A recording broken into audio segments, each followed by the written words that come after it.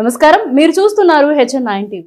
Venkatagiri MEO ఆధ్వర్యంలో Venkatagiri police స్టేషన్కు 10వ తరగతి ప్రశ్నాపత్రాలు వచ్చాయి.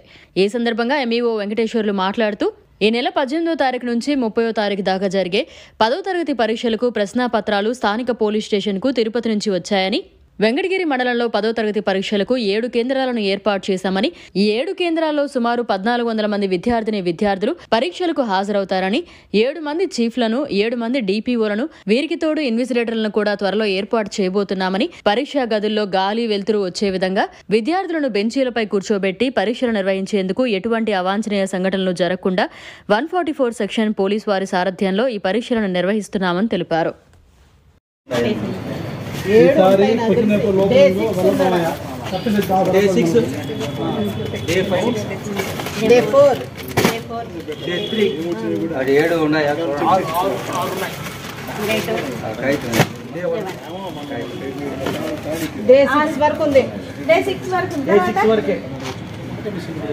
ఇంకొక పెట్టు ఉందేమో మన లోపల 1/2 ఇంకొక డబ్బా ఉంటది.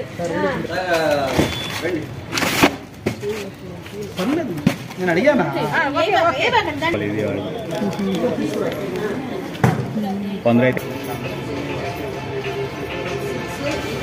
వ్యాప్తంగా 10వ తరగతి పరీక్షలకి టైం టేబుల్ ఇచ్చారు.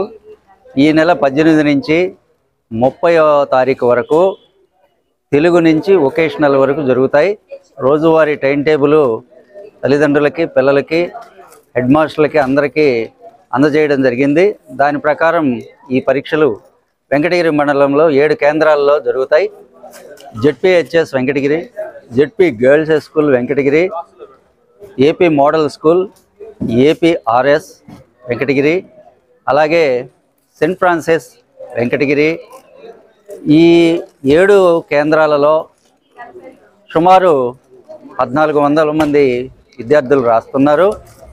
వీరికి సంబంధించి 7 మంది చీఫ్లు, 7 మంది డిపార్ట్మెంటల్ ఆఫీసర్లు, 2 కస్టోడియన్లు నియమించాం. అలాగే వీళ్ళందరికీ కూడా ఇన్విజిలేటర్స్ని త్వరలో నియమించబోతున్నాం.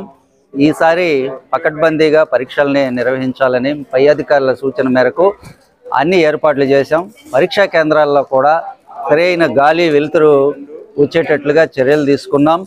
ఎవరిని కింద కూర్చోనీయకుండా ప్రతి ఒక్కరికి బెంచి మీద కూర్చొని రాసే వీలు కల్పించాం.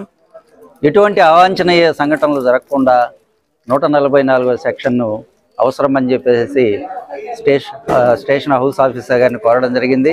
అలాగే విద్యుత్ శాఖ వారిని కూడా పరీక్ష జరిగేటువంటి సమయంలో ఎటువంటి విద్యుత్ అంతరాయం కలగకుండా ఉండాలని కోరడం జరిగింది. మొత్తానికి అన్ని కేంద్రాల్లో పకడ్బందీ ఏర్పాట్లు చేస్తున్నాం.